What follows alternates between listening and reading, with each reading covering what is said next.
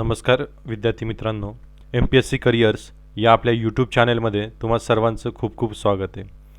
बघा, आज आपण जनरल स्टडीज म्हणजे जनरल सायन्समधलं लेक्चर सेकंड घेऊन आलो आहोत. अणू ॲटम या कन्सेप्टवरती, या चॅप्टरवरती.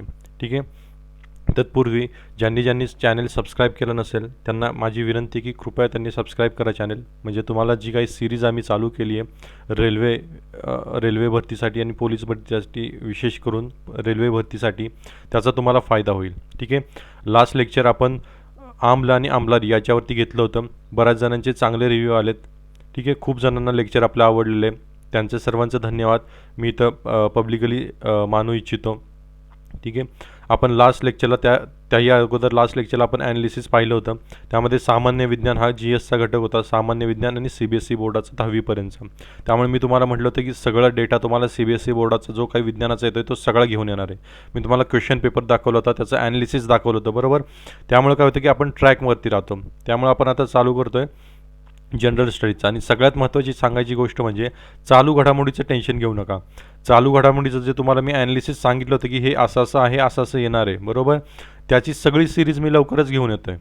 कदाचित याच आठवड्यात चालू होईल. त्यामुळे त्याचं तुम्ही टेन्शन घेऊ नका.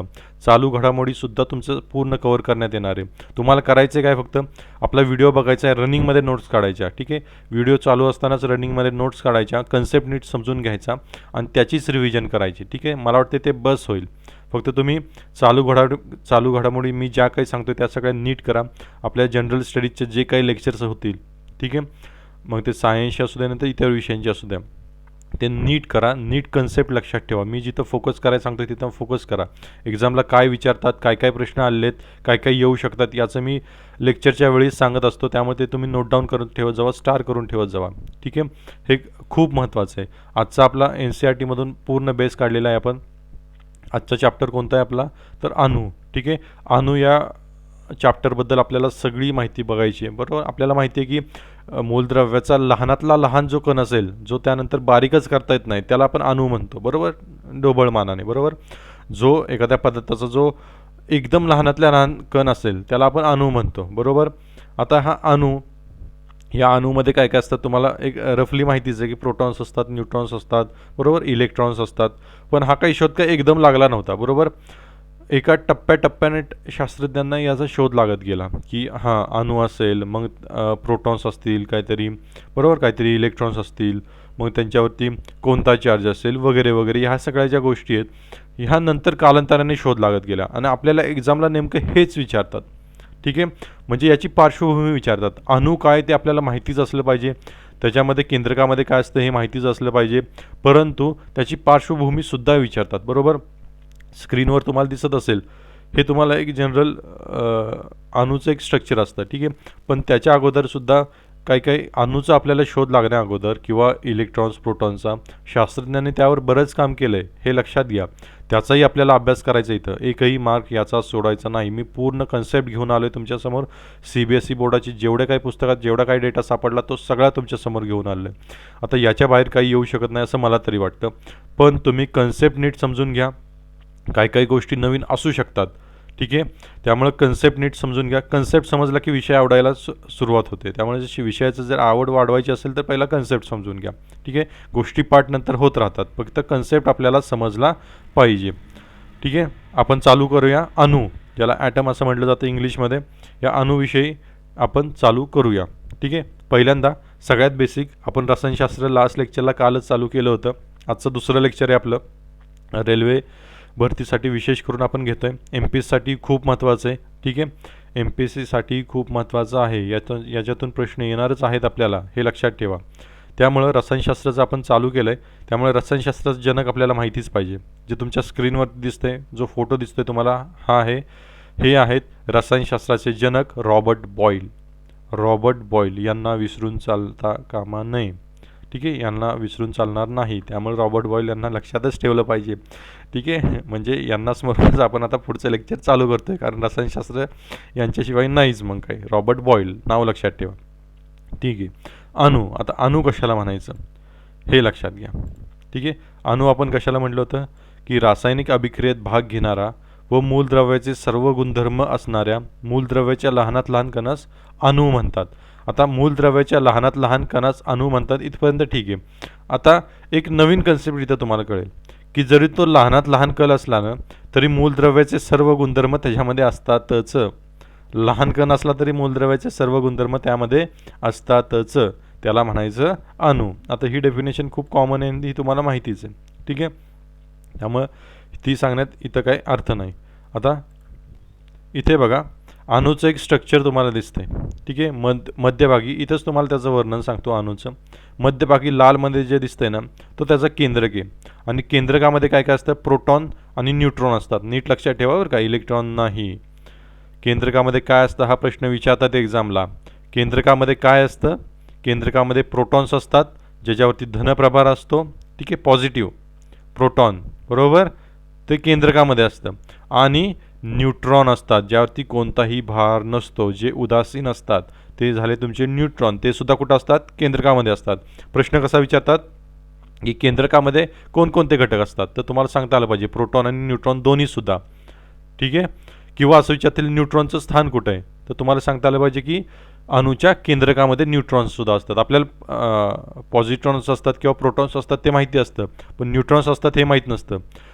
पॉझिटिव्ह जे चार्ज आहेत प्रोटॉन ते सुद्धा केंद्रकात असतात आणि जे उदासीन आहेत ते न्यूट्रॉनसुद्धा केंद्रकातच असतात. आता ते तुम्हाला ब्ल्यू कलरमध्ये दिसतंय बघा, सभोवताली फिरतंय, बरोबर, म्हणजे सूर्य आहे आणि बाजूला कसे ग्रह फिरतात तसा तो जो फिरतोय तो आहे तुमचा इलेक्ट्रॉन, ठीक आहे.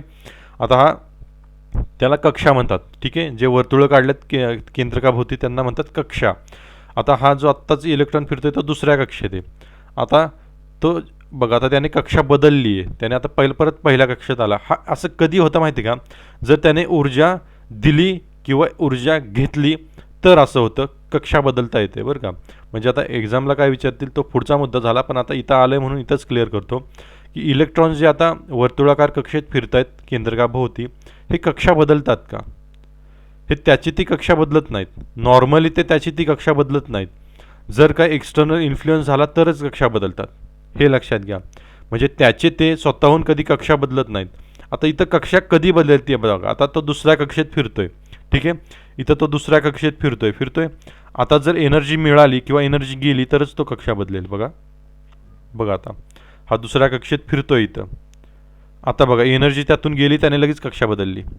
एनर्जी त्याने दुसऱ्याला दिली किंवा काही झालं, एनर्जी त्यातून गेली. आता बघा परत एनर्जी आली, बघा तो दुसऱ्या कक्षेत आला, ठीक आहे. इथं एक कन्सेप्ट आला इथं म्हणून एक सांगितलं, तर पुढं येईलच आपल्याला, ठीक आहे. अणू लक्षात ठेवा. पुढं बघूया आपण. पहिल्यांदा शोध कोणी लावला, महर्षी कणाद. हे थोडंसं आपल्याला प्राऊड फील व्हायला पाहिजे, कारण भारतीय महर्षी कणाद यांनी कधी लावला आहे बघा शोध. महर्षी कणाद इसवी सन पूर्व 6वे शतक, इसवी सन पूर्व 6वे शतक. बघा महर्षी कणाद, त्यांचा फोटो दिसतो इथं तुम्हाला. महर्षी कणादांनी इसवी सनाच्या पूर्व 6व्या शतकामध्ये काय म्हटलं होतं बघा, मूलद्रव्य काय म्हटलंय बघा त्यांनी, मूलद्रव्य ज्या लहानात लहान अविभाजनीय कणापासून बनतात त्या कणास परमाणू असं म्हणतात. म्हणजे त्यांना एक कुणकुण लागलीच होती की अणू नावाचा काहीतरी प्रकार असतो, फक्त त्यांनी नाव काय दिलं त्याला, परमाणू असं नाव दिलं त्याला. काय नाव दिलं, परमाणू. म्हणजे आता विचारतात एक्झामला की महर्षी कणादांनी अणूला काय म्हटले होते, तर महर्षी कणादांनी इसवी सन पूर्व 6व्या शतकामध्ये अणूला म्हणले होते परमाणू, ठीक आहे. परमाणू हे थोडंसं प्राऊड फील होण्यासारखं आहे आपल्याला, कारण का एका भारतीयाने पहिल्यांदा शोध लावला, का ह्याच्या अगोदर काहीच नाही. इसवी सन पूर्व 6व्या शतकापासून सगळं चालू होते महर्षी कणादांपासून, हे लक्षात घ्या. त्यामुळे थोडंसं आपल्याला अभिमान वाटण्यासारखी गोष्ट आहेच ही, ठीक आहे. त्यानंतर जॉन डाल्टन आला, इंग्लंडमधला होता. या शास्त्रज्ञाने काय केलं, तर त्याने असं सांगितलं की अणू हा एक भरीव गोळा आहे. अणू हा एक भरीव गोळा आहे. त्याला जास्त काही शोध लावता आला नाही. बघा त्याने ऋण आणि धन प्रभार यांबद्दल काहीच सांगितलं नाही, कारण त्याला तेव्हा त्या घडीला ऋण प्रभार धन प्रभार याबद्दल काहीच माहिती नव्हतं. त्याने काय फक्त सांगितलं की अणू जो आहे, अणू हा फक्त एक भरीव गोळा आहे.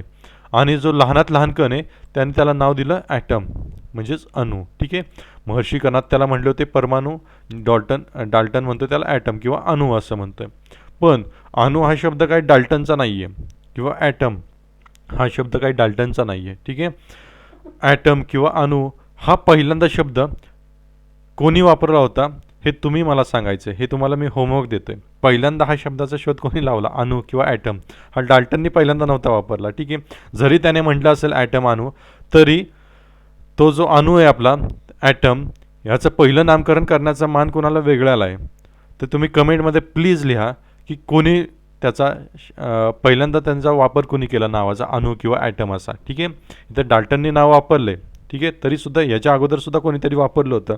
त्याचं नाव कृपया कमेंटमध्ये लिहा. आपण बघू कोणाकोणाचं बरोबर येते ते. ठीक आहे, बघू तुम्ही पण किती शोध लावता येते.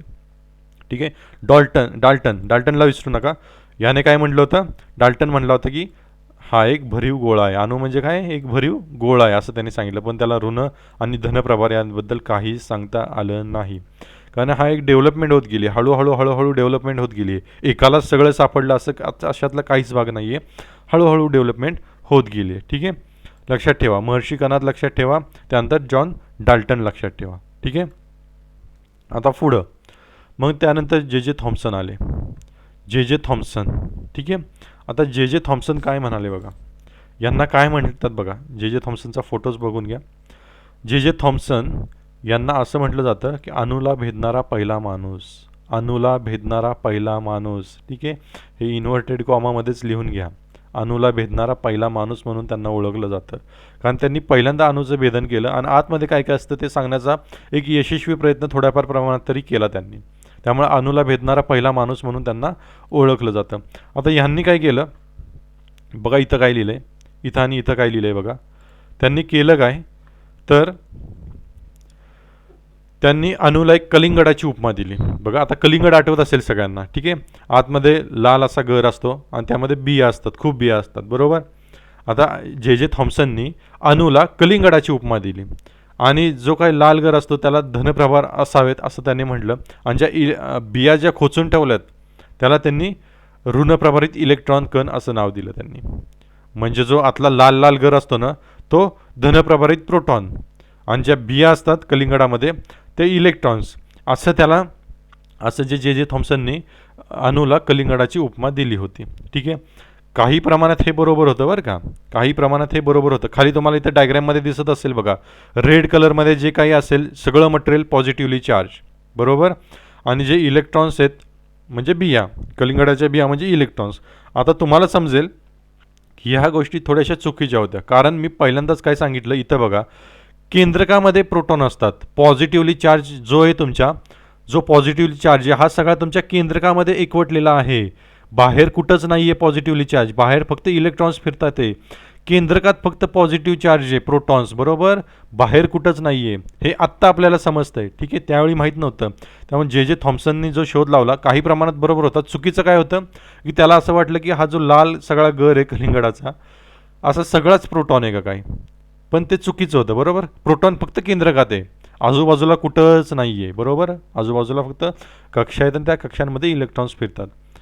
हे आत्ता आपल्याला माहिती आहे, पण त्यावेळी त्याने काय सांगितलं होतं की अणूला कलिंगडाची उपमा दिली त्याने, आणि काय सांगितलं की ज्या बिया आहेत त्या म्हणजे इलेक्ट्रॉन्स, ज्या बिया आहेत बियांना ऋणप्रभारित इलेक्ट्रॉन्स असं नाव दिलं, आणि जो लाल भाग आहे तो धनप्रभारित प्रोटॉन असं त्यांनी मांडलं.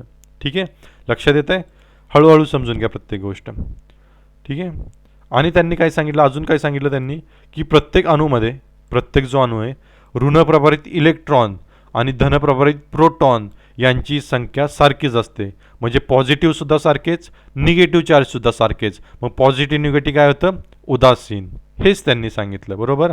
त्यांनी काय सांगितलं परत एकदा सांगतो.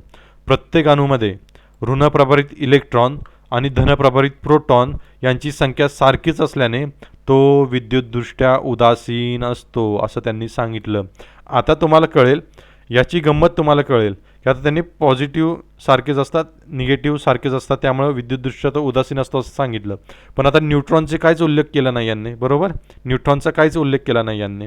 ठीक आहे, पण इलेक्ट्रॉनबद्दल त्यांनी बरोबर सांगितलं की बाजूला पेरून ठेवले सगळे इलेक्ट्रॉन. ठीक आहे, त्यामुळे इलेक्ट्रॉनचा शोध लावण्याचं श्रेय त्यांच्या नावावरती जातं आहे, बरोबर. बघा, थॉम्सनने इलेक्ट्रॉनचा शोध लावला, त्यासाठी 1906 त्याला नोबेल पुरस्कार मिळाला.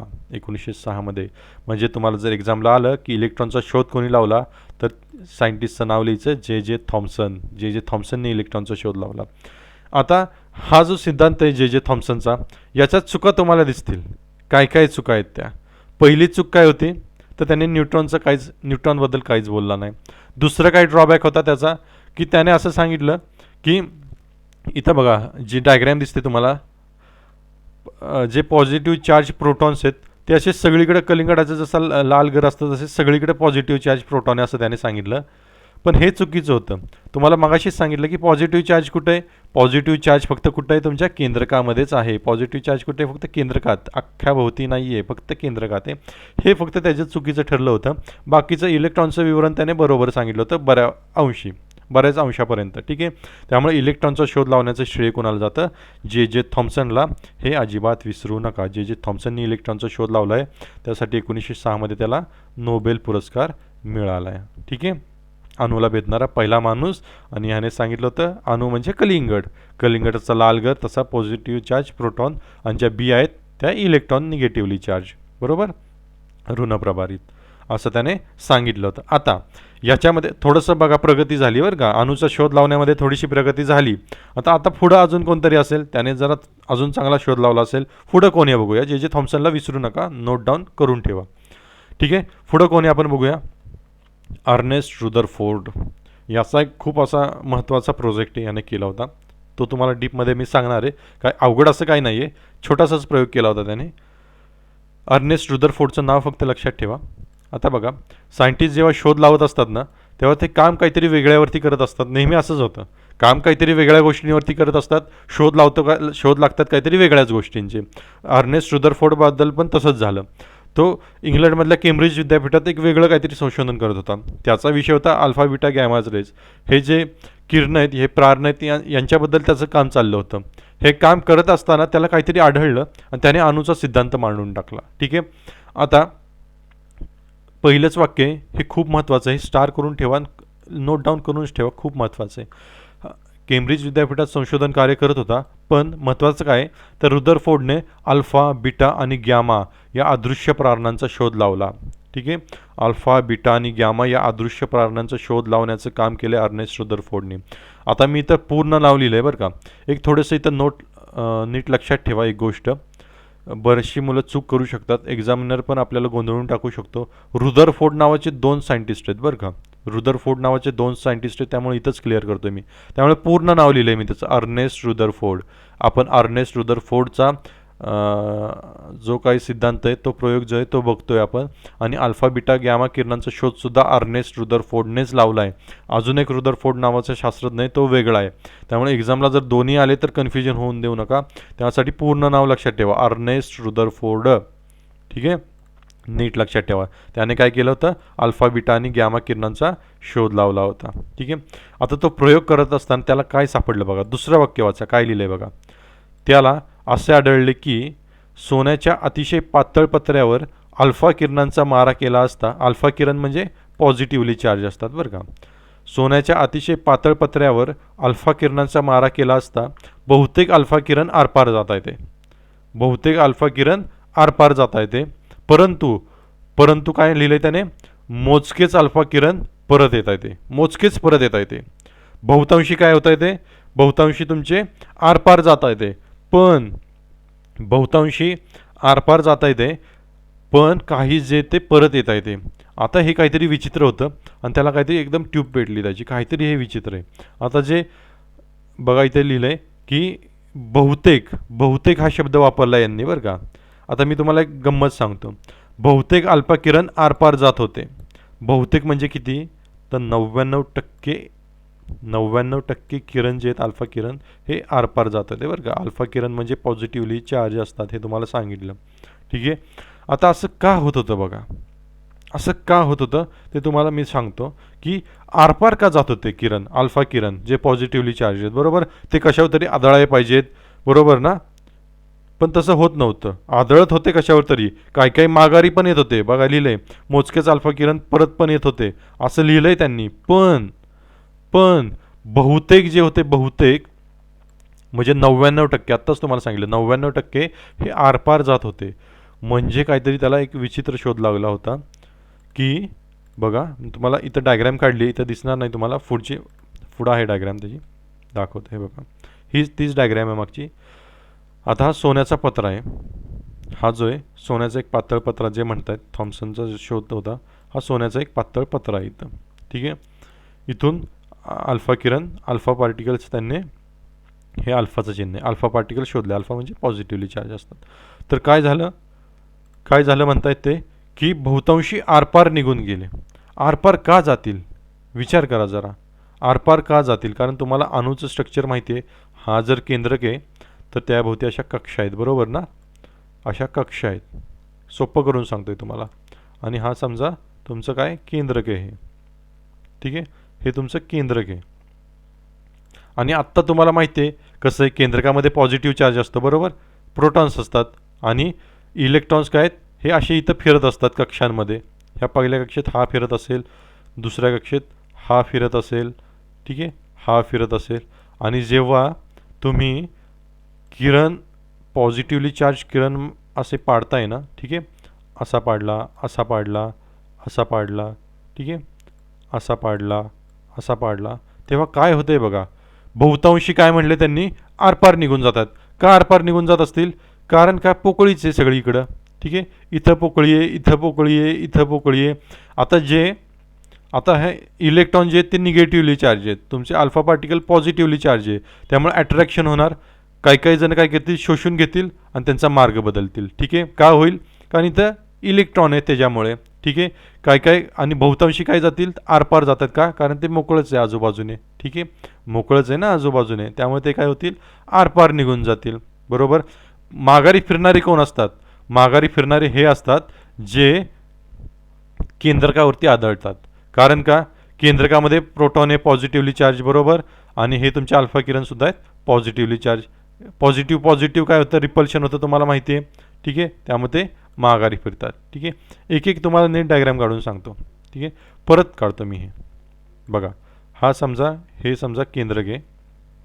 ठीक आहे, केंद्रकाभोवती काय असतात, तुमचे कक्षा असतात, बरोबर आहे ना? आणि कक्षामध्ये काय असतात, इलेक्ट्रॉन असतात. इथे एक इलेक्ट्रॉन काढतो, इथे एक इलेक्ट्रॉन काढतो, इथे एक इलेक्ट्रॉन काढतो मी, इथे एक इलेक्ट्रॉन काढतो. आता फक्त आपण माघारीच का फिरत होते ते बघू. ठीक आहे, आता हा पडला केंद्रकावरती जो आदळला, बरोबर. केंद्रकामध्ये प्रोटॉन आहे, बरोबर, तुम्हाला माहिती आहे. आणि प्रोटॉनवरती चार्ज कोणता असतो, पॉझिटिव्ह चार्ज असतो, बरोबर. अल्फा किरण आपण इथनं पार्टिसिपेट केलेत.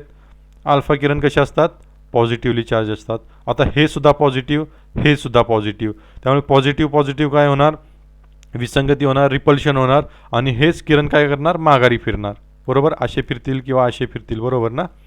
म्हणजे माघारी फिरणारे का माघारी फिरतात? कारण का पॉझिटिव्ह काय होते, रिपल्शन होते, म्हणून ते माघारी फिरतात. आणि माघारी कोणते फिरतात, जे केंद्रकावरती आदळत आहेत तेच फक्त माघारी फिरतात. कारण केंद्रकामध्ये पॉझिटिव्ह चार्ज आहे, तुमचा प्रोटॉन आहेत त्यामध्ये. आणि अल्फा पार्टिकल्स पण काय तुमचे पॉझिटिव्ह चार्ज आहेत. त्यामुळे ते फक्त जे केंद्रकावरतीच आढळत आहेत तेच फक्त माघारी फिरत आहेत. ठीक आहे, लक्षात राहील. माघारी फिरणारे काय आहेत आणि माघारी फिरणारे कमी आहेत, हे तुम्हाला सांगितलं, बरोबर. आता माघारी फिरणाऱ्यांचा कन्सेप्ट झाला क्लिअर.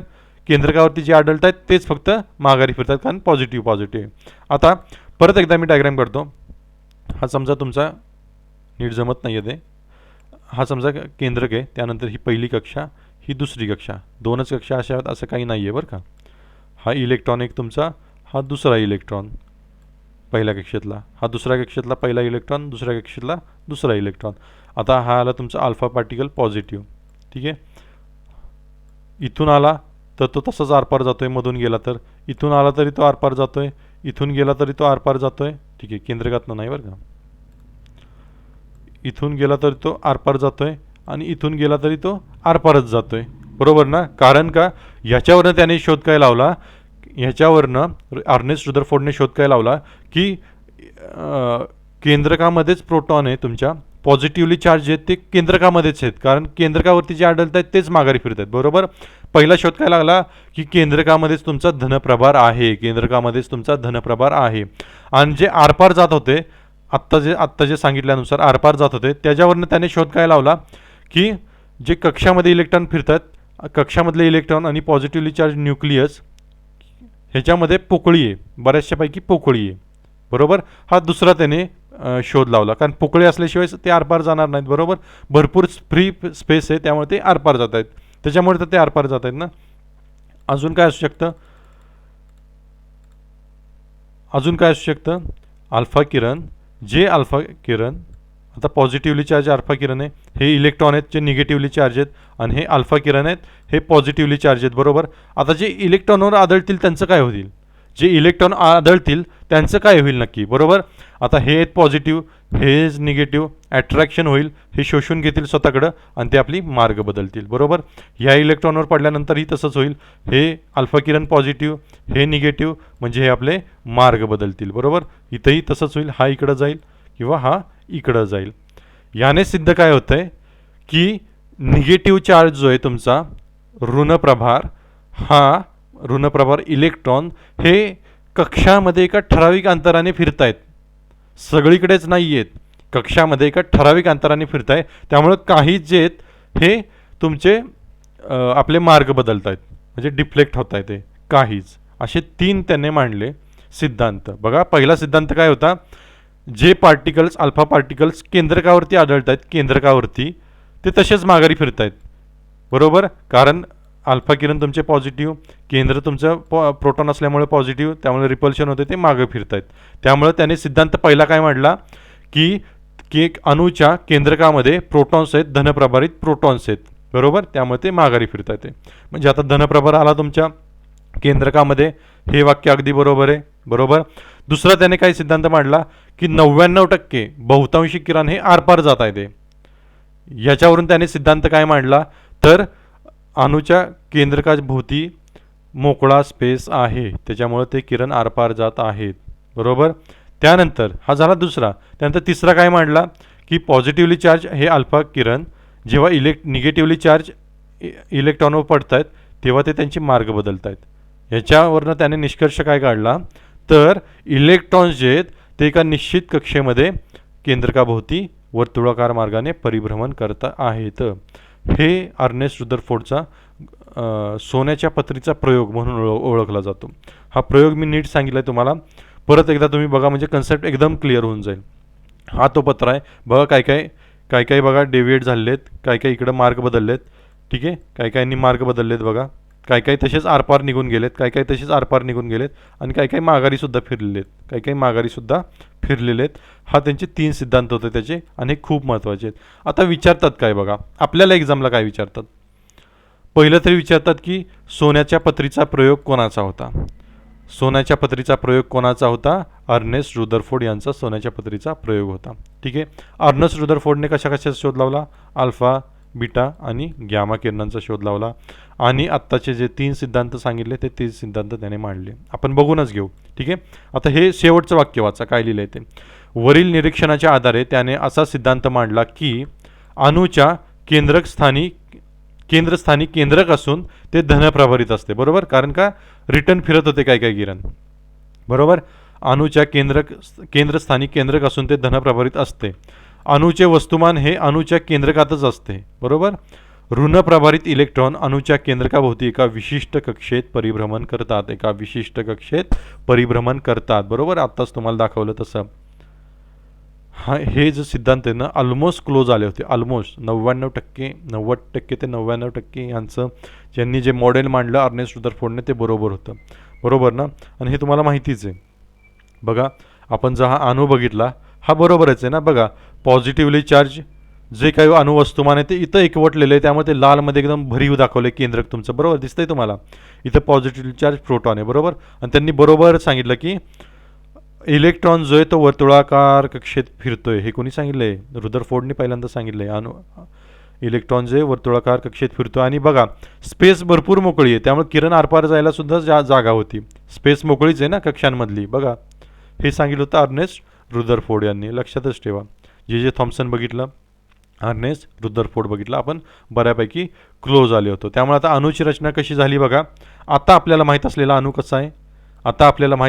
कसा आहे, अणूमध्ये भरीव असे केंद्रक असते, बरोबर. आत्ता बघितलं आपण, केंद्रकाभोवती पोकळ जागा असते, बरोबर. त्यात इलेक्ट्रॉन भ्रमण करत असतात. अणुकेंद्रकात काय काय असतं बघा, पहिल्यांदाच सांगितलं होतं प्रस्तावनेत तुम्हाला. अणुकेंद्रकात प्रोटॉन आणि न्यूट्रॉन असतात, अगदी बरोबर. प्रोटॉन आणि न्यूट्रॉन, बरं का. प्रोटॉनवरती पॉझिटिव्ह चार्ज असतो, धनप्रभार, आणि न्यूट्रॉनवरती कोणताच चार्ज नसतो, ते उदासीन असतात, बरोबर. हे आणि हे केंद्रकात असतात, बरं का. तो लाल लाल दाखवला होता ना, त्या केंद्रकात असतात. आता बघा, हे वाक्य महत्त्वाचं. अणूमध्ये जेवढे इलेक्ट्रॉन तेवढेच प्रोटॉन्स असतात. बघा आता हे लक्षात ठेवा, एक बेसिक फंडा आहे हा लक्षातच असला पाहिजे. अणूमध्ये जेवढे इलेक्ट्रॉन तेवढेच प्रोटॉन्स असतात. म्हणजे एखाद्या अणूमध्ये 6 इलेक्ट्रॉन्स असतील तर 6च प्रोटॉन्स असतात. एखाद्या अणूमध्ये 7 इलेक्ट्रॉन्स असतील तर 7च प्रोटॉन्स असतात. हे लक्षातच ठेवा, एका बेसिक कन्सेप्ट आहे हा. ठीक आहे, काय म्हणलंय बघा, अणूमध्ये जेवढे इलेक्ट्रॉन तेवढेच प्रोटॉन्स असतात. मात्र न्यूट्रॉनची संख्या वेगळी असू शकते, न्यूट्रॉन वेगळे असू शकतात. ठीक आहे, आता शोध बघा. इलेक्ट्रॉनचा तुम्हाला मी सांगितला शोध, इलेक्ट्रॉनचा कोणी लावला? बरोबर, इलेक्ट्रॉनचा कोणी लावला होता? Sir J Thomson. मगाशीच सांगितलं 1906ला नोबेल पुरस्कार सुद्धा त्यांना यासाठी मिळालेला आहे. बरोबर. प्रोटॉन, धनप्रभारित प्रोटॉन्स असतात. बरोबर, याचा शोध कोणी लावला? गोल्डस्टेन या शास्त्रज्ञांनी लावला. लक्षातच ठेवा, एक्झामला विचारतात, खूप महत्त्वाचं आहे, खूप म्हणजे खूप महत्त्वाचं आहे. प्रोटॉनचा शोध कोणी लावला? गोल्डस्टेन या शास्त्रज्ञांनी. इलेक्ट्रॉन थॉम्सन आत्ता सांगितलं. आणि न्यूट्रॉनचा लावला चॅडविक या शास्त्रज्ञांनी. याला शॅडविक असं सुद्धा म्हणतात, कारण इंग्लिशमधलं स्पेलिंग तसं आहे. चॅडविक किंवा शॅडविक असं काही तुम्ही म्हणू शकता. ठीक आहे, फक्त नोट डाऊन करा, खूप महत्त्वाचं आहे, एक्झामला विचारतात. बरोबर, काय काय बघितलं बघा आपण. पुढेही बघायचं अजून थोडासा पार्ट राहिला आहे. पहिल्यांदा महर्षी कणाद आले, त्यांनी काय नाव दिलं? परमाणू असं त्यांनी म्हटलं. त्यानंतर जॉन डाल्टन या इंग्लंडमधल्या शास्त्रज्ञांनी काय म्हटलं की अणू हा भरीव गोळा आहे. काय म्हटले ते? अणू हा एक भरीव गोळा आहे असं त्यांनी म्हटलं. पण ऋण आणि धनप्रभाराबद्दल त्यांनी काहीच सांगितलं नाही. आणि मी तुम्हाला शोधून आणायला सांगितलं आहे की ॲटम असं जरी यांनी नाव दिलं असलं, ॲटम अणू, जॉन डाल्टन यांनी, तरी पहिल्यांदा या शब्दाचा उच्चार कोणी केला किंवा हा शब्द प्रचलित कोणी केला ते तुम्ही मला सांगायचं आहे. ठीक आहे, कमेंटमध्ये लिहा, मी बघणार आहे कोणाकोणाचं बरोबर येते ते. पुढं काय झालं? जॉन डाल्टन नंतर कोण आला? जे थॉम्सन यांनी आला. बऱ्यापैकी बरोबर सांगितलं, पण बऱ्याचशा गोष्टी याच्या चुकीच्या पण होत्या. जे थॉम्सन यांच्या. बरोबर, त्यांनी काय सांगितलं? अणूला कलिंगडाची उपमा दिली. कलिंगडाचं जसं लाल घर असतो तसं प्रोटॉन सगळ्या अणूभर आहेत. आणि काय, जशा कलिंगडाच्या बिया पेरलेल्या असतात तशा त्या काळ्या बिया जशा असतात तशा ते इलेक्ट्रॉन्स आहेत. पण आपल्याला माहिती आहे की प्रोटॉन सगळीकडे नाही आहे, प्रोटॉन फक्त केंद्रकात आहे. तेवढीच एक फक्त चूक होते. आणि न्यूट्रॉनबद्दल यांनी काहीच सांगितलं नाही. पण थॉम्सन यांचं महत्त्वाचं कार्य काय? तर थॉम्सन यांनी इलेक्ट्रॉनचा शोध लावला, त्यासाठी 1906ला नोबेल पुरस्कारसुद्धा मिळाला आहे. आणि आत्ता बघितलेला आपण अर्नेस्ट रुदरफोर्डचा प्रयोग. अर्नेस्ट रुदरफोर्डने काय केलं? सोन्याच्या पातळ पत्र्यावरती अल्फा पार्टिकलचा मारा केला. हे अल्फा पार्टिकल लक्षात ठेवा, हे पॉझिटिव्हली चार्ज असतात. पॉझिटिव्हली चार्ज होते, त्यामुळे केंद्रकात जो पॉझिटिव्ह चार्ज होता प्रोटॉन, त्यामुळे ते माघारी आले काही काही किरण. बरोबर, इथून तुम्हाला दिसतात माघारी आलेले किरण. बरीचशी केंद्रकाभोवती जागा मोकळी असते, त्यामुळे बरेचसे 99% आरपार गेले. बरोबर, आणि काही काही इलेक्ट्रॉन्सवरती आदळून त्यांनी आपली दिशा बदलली. ह्या 3 गोष्टी लक्षात ठेवा. अर्नेस्ट रुदरफोर्ड नाव लक्षात ठेवा, अर्नेस्ट रुदरफोर्डचा सोन्याच्या पत्रीचा प्रयोग. ओके, त्यानंतर बघूया आपण. हे अणूची रचना बघितली, हे शोध सगळे लक्षात ठेवा, कोणी कोणा कशाचा शोध लावला आहे ते लक्षात ठेवा. आता एक महत्त्वाची कन्सेप्ट 2 आपल्याला इथं बघायचे आहेत. हे खूप महत्त्वाचे आहेत, सगळ्या एक्झामला विचारतात. तुमच्या राज्यसेवा असू द्या, STI असू द्या, PSI असू द्या, रेल्वे असू द्या, UPSC असू द्या, नंतर कोणती एक्झाम तिकडं असू द्या, बँकेची असू द्या, नाही तर काही असू द्या. ठीक आहे, अणुअंक आणि अणुवस्तुमानांक हे माहितीच पाहिजे तुम्हाला. हे काय आहेत गोष्टी त्या. ठीक आहे, ज्यांना माहीत नाही त्यांनी टेन्शन घेण्याचं कारण नाही. अवघड असं काही नसतं, सोपंच असतं, अवघड असं काही नसतं. आपण बघून घेऊया साध्या सोप्या भाषेमध्ये. आत्ता फक्त अणुअंकावरती फोकस करा, नंतर अणुवस्तुमानांक बघू. अणुअंक किंवा अणुक्रमांक याला म्हणतात. इंग्लिशमध्ये सुद्धा नाव लक्षात ठेवा, ॲटॉमिक नंबर, कारण शेवटी आपल्याला रेल्वेचा पेपर इंग्लिशमध्ये द्यायचा आहे, इंग्लिश किंवा हिंदीमध्ये, त्यामुळे ते सुद्धा लक्षात ठेवा. ॲटॉमिक नंबरसुद्धा लक्षात ठेवा. सायन्समध्ये सोपे असतात नावं लक्षात ठेवायला. आपण प्रोटॉन बघितला, जो केंद्रकात असतो. इलेक्ट्रॉन्स बघितले, जे केंद्रकाभोवती वर्तुळाकार कक्षेत फिरत आहेत. बरोबर, अणुअंक म्हणजे काय किंवा अणुक्रमांक म्हणजे काय? अणूमधील बघा काय म्हणतायत, अणूमधील प्रोटॉनच्या किंवा इलेक्ट्रॉनच्या संख्येला त्या मूलद्रव्याचा अणुअंक म्हणतात. जर काही तुमच्या अणूमध्ये प्रोटॉनची जेवढी संख्या असेल किंवा इलेक्ट्रॉनची जेवढी संख्या असेल त्याला म्हणायचं अणुअंक. म्हणजे जर एखाद्या मूलद्रव्यामध्ये 6 प्रोटॉन्स असतील किंवा 6 इलेक्ट्रॉन्स असतील, मगाशी सांगितलं की प्रोटॉनची आणि इलेक्ट्रॉनची संख्या ही सारखीच असते. हे मगाशी आपण बघितलेलं आहे. बरोबर, प्रोटॉनची आणि इलेक्ट्रॉनची संख्या अणूमध्ये सारखीच असते. बरोबर, त्यामुळं अणूमध्ये एखाद्या जर 6 प्रोटॉन्स असतील आणि 6 इलेक्ट्रॉन्स असतील तर त्याचा अणुअंक काय झाला? 6. जर एखाद्या अणूमध्ये 7 इलेक्ट्रॉन्स असतील आणि 7 प्रोटॉन्स असतील तर त्याचा अणुअंक काय झाला? 7. आणि एखाद्या मूलद्रव्यामध्ये किंवा अणूमध्ये प्रोटॉन्स 8 असतील आणि इलेक्ट्रॉन्स 8 असतील तर त्याचा अणुअंक काय झाला 8. बरोबर आले लक्षात तुमच्या. अणुअंक झेड या अक्षराने दर्शवतात, हे लक्षात ठेवा, एक्झामला विचारतात. अणुअंक झेड या अक्षराने दर्शवतात. उदाहरण दिलंय बघा. उदाहरण काय? सोडियम. सोडियम बघितला होता काल पण आपण, सोडियमवरती डिस्कशन केलं होतं बऱ्यापैकी. सोडियम Na त्याचा अणुअंक काय आहे 11. जर सोडियमचा अणुअंक काय आहे 11 आहे, बरोबर. जर सोडियमचा अणुअंक 11 आहे तर तुम्हाला हे कळायला पाहिजे की त्याचे प्रोटॉन, मग त्याच्यामध्ये प्रोटॉन्स किती असतील 11 आणि त्याच्यामध्ये इलेक्ट्रॉन्स किती असतील 11. बरोबर ना. कारण आपण अणुअंक कशाला म्हणतोय? त्याच्यातल्या प्रोटॉनच्या संख्येला किंवा इलेक्ट्रॉनच्या संख्येला काय म्हणतो आपण? अणुअंक. म्हणजे जर सोडियमचा अणुअंक 11 आहे तर त्यामध्ये प्रोटॉन्स किती असतील 11, त्यामध्ये इलेक्ट्रॉन्स किती असतील 11. कळलं ना. म्हणजे एखाद्या अणूमध्ये जेवढे प्रोटॉन्स असतील त्याच प्रोटॉनच्या संख्येला म्हणायचं अणुअंक, किंवा काय त्या अणूमध्ये जेवढे इलेक्ट्रॉन्स असतील त्या इलेक्ट्रॉनच्या संख्येला म्हणायचं अणुअंक. बरोबर ना. लक्षात ठेवा, आहे लक्षातच ठेवा. म्हणजे एखाद्या अणूमध्ये जेवढे प्रोटॉन्स किंवा इलेक्ट्रॉन्स असतील, जेवढे प्रोटॉन्स किंवा इलेक्ट्रॉन्स असतील ती जी संख्या आहे त्यांना म्हणायचं अणुअंक.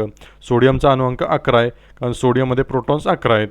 सोडियमचा अणुअंक 11 आहे कारण सोडियममध्ये इलेक्ट्रॉन्स किती आहेत 11 आहेत. साधी सोपी गोष्ट आहे. अणुअंक कळला. फक्त हे लक्षात ठेवा, अणुअंक हा झेडने दाखवतात, झेड ॲटॉमिक नंबर. ओके. आता अणुअंक समजला असेल तर अणुवस्तुमानांकडे या. हे लिहून काढा बरं का सगळं. अणुवस्तुमानांक म्हणजे काय बघा, आता नीट समजून घ्या. अणूच्या केंद्रकातील प्रोटॉन व न्यूट्रॉन यांची एकूण बेरीज होय. सोपं आहे की नाही. मी तुम्हाला म्हटलं होतं की प्रोटॉन्स कुठं असतात केंद्रकामध्ये, ठीक आहे. प्रोटॉन्स कुठं असतात केंद्रकामध्ये, ठीक आहे. आणि त्याच्याभोवती ज्या वर्तुळाकार कक्षा असतात त्याच्यामध्ये इलेक्ट्रॉन्स तुमचे फिरत असतात. इथे इलेक्ट्रॉन असेल, इथे इलेक्ट्रॉन असेल, इथे इलेक्ट्रॉन असेल, इथे इलेक्ट्रॉन असेल. पण हा जो केंद्रक आहे, जो मी खूप विचित्र पद्धतीने काढला आहे, हा जो केंद्रक आहे, ह्या केंद्रकामध्ये काय काय असतात? ह्या केंद्रकामध्ये असतात प्रोटॉन आणि असतात न्यूट्रॉन. बरोबर ना. प्रोटॉन आणि न्यूट्रॉन असतात केंद्रकामध्ये असतात. आणि मग ह्या दोघांची जी एकत्रित संख्या आहे, ह्या दोघांची बेरीज केली की काय तयार होतो? अणुवस्तुमानांक. सोपं आहे की नाही. राहील लक्षात ना. अणुवस्तुमानांक म्हणजे काय? प्रोटॉन आणि न्यूट्रॉन हे दोन्ही सुद्धा कशात असतात? केंद्रकात असतात. प्रोटॉनसुद्धा केंद्रकात, न्यूट्रॉनसुद्धा केंद्रकात. प्रोटॉन असतो पॉझिटिव्हली चार्ज, धनप्रभारित, आणि न्यूट्रॉनवरती कोणताच चार्ज नसतो. आणि ह्या दोघांची जेव्हा बेरीज करतो तेव्हा काय होतं? तुमचा अणुवस्तुमानांक तयार होतो. बरोबर ना. आणि सर्वात लक्षात ठेवण्याची गोष्ट म्हणजे अणुवस्तुमानांक ए या अक्षराने दाखवतात. ए या अक्षराने अणुवस्तुमानांक, ॲटॉमिक मास ज्याला म्हणतात, ॲटॉमिक मास हा ए या अक्षराने दाखवतात. सोडियमचंच उदाहरण घेऊ. बरोबर. सोडियमचा अणुवस्तुमानांक किती आहे? 23. तो कसा काढला 23? तुम्हाला काय सांगितलं? अणुवस्तुमानांक कसा करतात? प्रोटॉनची संख्या अधिक न्यूट्रॉनची संख्या. प्रोटॉन धनप्रभारित असतो, तो सुद्धा केंद्रकात असतो. न्यूट्रॉन सुद्धा केंद्रकात असतो आणि त्याच्यावर कोणताच चार्ज नसतो. बरोबर. प्रोटॉनची संख्या अधिक न्यूट्रॉनची संख्या बरोबर तुमचा अणुवस्तुमानांक. बघू येतोय का? सोडियममध्ये प्रोटॉन्स किती आहेत? इकडंच बघितलं आत्ता. किती होते? 11 प्रोटॉन्स होते. बरोबर. अधिक सोडियममध्ये न्यूट्रॉन्स किती आहेत? 12. 11 आणि 12 किती झाले तुमचे? 23. आला का अणुवस्तुमानांक 23? बरोबर. आला अणुवस्तुमानांक तुमचा 23. म्हणजेच काय? अणुअंक बघा. अणुअंक म्हणजे काय? अणूमध्ये जे प्रोटॉन्स असतील किंवा इलेक्ट्रॉन असतील त्यांची जी संख्या आहे साधी सोपी ती झाली तुमचा अणुअंक. झेडने दाखवतात. म्हणजे सोडियमचा अणुअंक 11 आहे. कारण का? सोडियमचा प्रोटॉनची संख्या 11 आहे आणि इलेक्ट्रॉनची संख्या 11 आहे. त्यामुळे तो झाला अणुअंक 11. अणुवस्तुमानांक काय असतो? अणुवस्तुमानांक म्हणजे केंद्रकामध्ये केंद्रात जे प्रोटॉन्स असतात धनप्रभारित आणि उदासीन असतात न्यूट्रॉन, यांची एकत्रित बेरीज केली की झाला ॲटॉमिक मास तुमचा अणुवस्तुमानांक. म्हणजेच काय? सोडियममध्ये 11 प्रोटॉन्स आहेत. बरोबर. इथंच आत्ता बघितलं.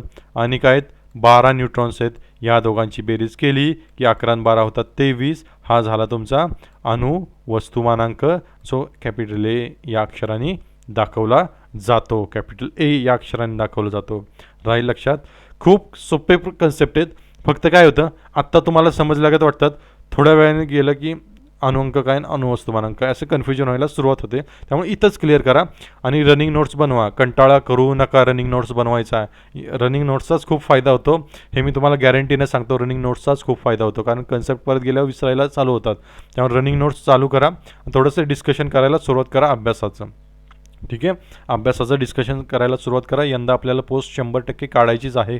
काढायची म्हणजे काढायचीच आहे, लक्षात ठेवा. ठीक आहे, अणुवस्तुमांक झाला हा ॲटॉमिक मास.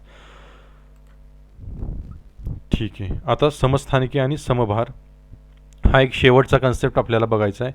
खूप महत्त्वाचा कन्सेप्ट आहे हा, अगदी महत्त्वाचा आहे. सगळ्या एक्झामला विचारतात, सगळ्या म्हणजे सगळ्या एक्झामला विचारतात. ठीक आहे, आयसोटोप्स आणि आयसोबार्स, समस्थानिके आणि समभार हे नक्की काय आहे? खूप अवघड वाटते ना असं बघायला. ज्यांनी पहिल्यांदाच बघितलं असेल त्यांना खूप असं काय हे काहीतरी असं विचित्र अवघड वाटत असेल, पण हे अवघड वगैरे काही नाही आहे बघा. जसं मगाशी आपण अंकन अनुक्रमांक शिकलो तसंच हे शिकायचे. काहीतरी केमिस्ट्रीमध्ये गमती जमती असतात ना, त्याच खूप महत्त्वाच्या असतात. त्यांची फक्त नावं लक्षात ठेवायची, एवढंच आपल्याला करायचं आहे. ठीक आहे, समस्थानिकेची व्याख्या जी आहे ना आपल्याला शाळेतसुद्धा होते. जे मराठी मीडियमला असतील त्यांना आठवत असेल की अगदी पाठ करून घ्यायचो आपण शाळेमध्ये असताना या व्याख्या. निसर्गातील काही मूलद्रव्यांच्या अणूंचा अनुक्रमांक समान असतो परंतु अणुवस्तुमानांक भिन्न असतो, अशा मूलद्रव्यांना समस्थानिके म्हणतात वगैरे, असं पाठ केलं असेल तुम्ही बऱ्यापैकी. ठीक आहे, आता तुम्हाला एक कन्सेप्च्युअली कळत असतील की अणुअंक काय आहे, अणुवस्तुमानांक काय आहे, बरोबर ना. आणि तेच कळलं पाहिजे आपल्याला, अणुअंक काय आहे, अणुवस्तुमानांक म्हणजे काय. ठीक आहे, या गोष्टी समजणंच खूप महत्त्वाचं आहे. आता काय डेफिनेशन नीट बघा काय डेफिनेशन आहे. निसर्गातील काही मूलद्रव्यांच्या अणूंचा अनुक्रमांक समान असतो. ठीक आहे, अनुक्रमांक समान आहे परंतु अणुवस्तुमानांक भिन्न भिन्न भिन्न भिन्न असतो, अशा मूलद्रव्यांना त्याची समस्थानिके आयसोटोप्स असं म्हणतात. ठीक आहे, आता नक्की हे काय आहे ते बघा. अणुक्रमांक समान असतो आणि अणुवस्तुमानांक भिन्न असतो म्हणजे नक्की काय, असा प्रश्न पडला असेल तुम्हाला, बरोबर. अणुअंक तर समान आहे आणि अणुवस्तुमानांक भिन्न आहे. म्हणजे बघा, उदाहरण दिलं की तुम्हाला कळेल. कार्बनमध्ये प्रोटॉन इलेक्ट्रॉन्स असतात 6. म्हणजे आता अणुअंक किती आहे कार्बनचा, अणुअंक किती आहे तुमचा 6 होईल, बरोबर ना. अणुक्रमांक किंवा अणुअंक मग अशी सांगितला तसा. अणुअंक आपण कशाला म्हणतो, अणुतील प्रोटॉनची संख्या किंवा इलेक्ट्रॉनची संख्या. मग मी जर म्हटलं की कार्बनमध्ये प्रोटॉन आहे तुमच्या 6, तर कार्बनचा अणुअंक किती झाला, 6 झाला, बरोबर ना. म्हणजे कार्बनचा अणुअंक आहे 6, या कार्बनचा अणुअंक आहे 6, हे 6 काढलेत बरं का. ह्याही कार्बनचा अणुअंक आहे 6, आले का. तिन्ही कार्बनचे, ह्याही कार्बनचा अणुअंक 6 आहे, ह्याही कार्बनचा अणुअंक 6 आहे, ह्याही कार्बनचा अणुअंक 6 आहे, बरोबर. अणुअंक समान, बरोबर ना, अणुअंक समान, आले का समान. पण अणुवस्तुमानांक भिन्न आहे. ह्या कार्बनचा अणुवस्तुमानांक आहे 12, ह्या कार्बनचा अणुवस्तुमानांक आहे 13 आणि ह्या कार्बनचा अणुवस्तुमानांक आहे 14. पदार्थ बघा कार्बनच आहे कार्बनच, अणुअंकसुद्धा 6च आहे, पण अणुवस्तुमानांक भिन्न होत गेलेत. आणि या भिन्न भिन्न तिन्हींचे काम पण वेगवेगळी आहेत, ही लक्षात ठेवा. त्यामुळं हे जे आहेत यांना म्हणतात आयसोटोप्स किंवा समस्थानिके. याला म्हणतात कार्बनची समस्थानिके. जर कार्बन संबंधी असेल तर त्याला काय म्हणायचं, कार्बनची समस्थानिके. एक्झामला सुद्धा विचारतात की कार्बनची समस्थानिके कोणकोणती, मग तुम्हाला सांगता आलं पाहिजे कार्बन 12, कार्बन 13, कार्बन 14, असंच त्यांना म्हणतात. आता एक गंमत सांगतो यातली तुम्हाला. आपण जो डेली लाईफमध्ये बघतो ना कार्बन, तो हा असतो कार्बन 12, किंवा बहुतांशी ज्या कार्बनी पदार्थ असतात ना, कार्बनी संयुगे, ही कार्बन 12ची बनलेली असतात. ठीक आहे, कार्बन 13 सुद्धा एक आहे. कार्बन 14 याच्यावरती एक्झामला खूप प्रश्न येतात. कारण कार्बन 14 काय आहे तुमचा, कार्बन 14 तुम्हाला माहिती असेल, वयोमर्यादा वगैरे ठरवण्यासाठी कार्बन 14चा खूप उपयोग होतो. म्हणजे कार्बन डेटिंग पद्धत, हे तुम्ही ऐकलं असेल, कार्बन डेटिंग असं त्याला म्हणतात. जे वयोमर्यादा काढली जाते, म्हणजे समजा आपल्याला काही उत्खननात काहीतरी अवशेष मिळाली, आता ते अवशेष किती कालखंडापूर्वीची आहेत हे जर काढायचं असेल तर कार्बन डेटिंग पद्धत वापरतात, त्याला म्हणतात कार्बन डेटिंग. त्या कार्बन डेटिंग पद्धतीत हा कार्बन 14 वापरला जातो. कोणता वापरला जातो, कार्बन 14, कार्बन 14, हे लक्षात ठेवा. एक्झामला विचारतात म्हणजे विचारतातच, त्यामुळे कार्बन 14 माहिती पाहिजे. ऑप्शनमध्ये बरेच कार्बन देतील, कार्बन 12, कार्बन 13 वगैरे वगैरे, पण तुम्हाला कार्बन 14 हा कार्बन डेटिंगसाठी वापरला जातो हे तुम्हाला माहिती पाहिजे. आता कार्बन डेटिंग म्हणजे काय तेही सांगितलं, की एखाद्या वस्तूचं आयुष्य किंवा आयुर्मान ठरवायचं असेल तर ती जी पद्धत वापरली जाते कार्बनची, त्याला म्हणतात कार्बन डेटिंग. म्हणजे समजा हडप्पा संस्कृतीचा आपल्याला 1921ला शोध लागला, बरोबर, सिंधू संस्कृतीचा. मग ते किती वर्षापूर्वीची हे आपण कसं काढलं. ठीक आहे, इसवी सन पूर्व 1700 ते इसवी सन पूर्व 1000 असा त्यांचा कालखंड होता, बरोबर. हा कसा आपण शोधून काढला, तर कार्बन 14 वरून, त्याला म्हणतात कार्बन डेटिंग, आयुर्मान ठरवण्यासाठी. आणि ह्या समस्थानिके जी संकल्पना आहे त्याचा शोध लावला सॉडी या शास्त्रज्ञांनी, लिहूनच ठेवा, महत्त्वाचं आहे. ठीक आहे, ही आहेत कार्बनचे आयसोटोप्स म्हणजे कार्बनची समस्थानिके. आणि समस्थानिके म्हणजे काय? ज्यांचा अणुक्रमांक समान असतो परंतु अणुवस्तुमानांक भिन्न असतो. अणुक्रमांक समान म्हणजे कसा? तुम्हाला सांगितलं कार्बनमध्ये प्रोटॉन आणि इलेक्ट्रॉन असतात 6, प्रोटॉन असतात 6, त्यामुळे कार्बनचा अणुअंक किती आहे? 6. त्यामुळे ह्याही कार्बनचा अणुअंक आहे तुमच्या 6, ह्याही कार्बनचा अणुअंक आहे 6 आणि ह्याही कार्बनचा अणुअंक आहे 6. अणुअंक आले का? सगळ्यांचे समान आले अणुअंक, पण अणुवस्तुमानांक भिन्न आहेत. याचा अणुवस्तुमानांक आहे 12, याचाही 13 आणि याचाही 14 आणि प्रत्येकाची कामं वेगळी आहेत. त्यामुळे अणुअंक समान आहे पण अणुवस्तुमानांक भिन्न आहे. त्याला म्हणायचं समस्थानिके, आयसोटोप्स. आणि कार्बन 14 लक्षात ठेवा, महत्त्वाचं आहे. ठीक आहे. समस्थानिके समजलं असेल तर आता येऊया समभारकडे, ज्याला इंग्लिशमध्ये म्हटलं जातं आयसोबार. आयसोबार इंग्लिशमधली नावंसुद्धा लक्षात ठेवा. ठीक आहे. आता बघा, आता उलटं करायचं. बरोबर, समस्थानिकेच्या बरोबर उलटं करायचं. सोपं आहे. ज्या मूलद्रव्याच्या अणूचा अणुवस्तुमानांक समान असतो पण अणुक्रमांक भिन्न असतो. अणुवस्तुमानांक समान आहे पण अणुक्रमांक भिन्न आहे, त्यांना काय म्हणायचं? समभारी. काय म्हणायचं? समभारी, आयसोबार्स. बरोबर, समस्थानिकेच्या उलटं करायचं. आता हे आहे ना, लक्षात कसं ठेवायचं माहिती आहे का? एकच लक्षात ठेवायचं. समस्थानिके समभार सुद्धा पाठ करायला गेला तर अवघड होईल लक्षात ठेवायला. समस्थानिके लक्षात ठेवायचं, काय डेफिनेशन, काय व्याख्या त्याची, आणि समभारला त्याच्या विरुद्ध करायचं. एवढंच करायचं. ठीक आहे. उदाहरणावरून समजून घेऊ की काय काय म्हणलं इथं आपण. समभारला अणुवस्तुमानांक समान आहे पण अणुक्रमांक भिन्न आहे. बघून घेऊ. आर्गॉन आणि कॅल्शियम हे दोन मी घेतलेत मूलद्रव्य. अणुवस्तुमानांक बघा समान आहे. आर्गॉनचं सुद्धा अणुवस्तुमानांक म्हणजे काय बघितलं होतं मगाशी आपण? प्रोटॉन अधिक न्यूट्रॉन. आठवतंय ना? प्रोटॉन अधिक न्यूट्रॉन म्हणलं होतं अणुवस्तुमानांक म्हणजे. आठवतंय ना? केंद्रकात असतात दोन्ही सुद्धा. ठीक आहे. आर्गॉनचं सुद्धा अणुवस्तुमानांक किती आहे? 40. कॅल्शियमचं सुद्धा किती अणुवस्तुमानांक? 40. पण अणुक्रमांक दोघांचे भिन्न आहे. आर्गॉनचा अणुक्रमांक आहे 18, कॅल्शियमचा अणुक्रमांक आहे 20. बरोबर ना? म्हणजे अणुवस्तुमानांक समान आहेत पण अणुक्रमांक भिन्न आहेत. अशांना काय म्हणायचं? समभार. अशांना काय म्हणायचं? समभार. हे लक्षात ठेवा. समस्थानिके समभार हे लक्षातच ठेवायचं, विसरायचं नाही. ठीक आहे. त्यानंतर काय लक्षात ठेवायचं? समस्थानिके समभार नंतर अणुअंकन अणुवस्तुमानांक हे कॉमन आहे. अणुअंकन अणुवस्तुमानांक लक्षात आला की समस्थानिके समभार समजतं, एकमेकांशी रिलेटेड आहेत. अणूची रचना आपण बघितली, कोणी कशाचा शोध लावला ते लक्षात ठेवा. आणि अणूची रचना आपल्या डोळ्यासमोर आलीच पाहिजे की केंद्रकामध्ये पॉझिटिव्हली चार्ज प्रोटॉन आहे, न्यूट्रॉनसुद्धा आहेत जे उदासीन, आणि सभोवताली वर्तुळाकार कक्षामध्ये इलेक्ट्रॉन्स फिरता येते. ठीक आहे. रुदरफोर्डचा प्रयोग लक्षात ठेवा. सुवर्णपत्रीचा त्याने केला होता. जे जे थॉम्सन लक्षात ठेवा. जे जे थॉम्सन म्हणलं की कलिंगड आठवलं पाहिजे तुम्हाला. ठीक आहे. महर्षी कनाद आणि जॉन डॉल्टन हे लक्षात ठेवा. एक होमवर्क दिला आहे तो तुम्ही लक्षात ठेवा, तो तुम्हाला करायचा आहे. आणि अणू लक्षात ठेवा. NCERTमधनं पूर्ण सार आणलेला आहे आणि किती सोप्या भाषेत सांगता येईल तेवढ्या सोप्या भाषेत सांगण्याचा प्रयत्न केला आहे. कृपया आपल्या चॅनलला सबस्क्राईब करा आणि तुमच्या मित्रांपर्यंत नक्की पोचवा. आणि अजून एक महत्त्वाचं की ग्रुप डीसाठी, रेल्वे ग्रुप डीसाठी ॲनालिसिस बनवा असं खूप मेसेज येत आहे. तेव्हा त्याचंही ॲनालिसिस मी बनवणार आहे, त्या प्रोसेसमध्ये आहे. त्याचं तुम्ही अजिबात काळजी करू नका. ग्रुप डीची सुद्धा सगळं तुम्हाला सगळं देणार आहे. ठीक आहे. लगेच तिसऱ्या लेक्चरला आपण भेटतोय. ठीक आहे. याच्या रनिंगमध्ये नोट्स काढा आणि जे होमवर्कसाठी तुम्हाला दिलं आहे ते होमवर्कचं उत्तर मला पाहिजे. ठीक आहे. कमेंट्समध्ये लिहा. चॅनलला प्लीज सबस्क्राईब करा आणि तुमच्या मित्रांपर्यंत सुद्धा शेअर करा, म्हणजे आपला चॅनल थोडासा ग्रो होईल. ठीक आहे. Thank you very much. खूप खूप धन्यवाद. थँक्यू.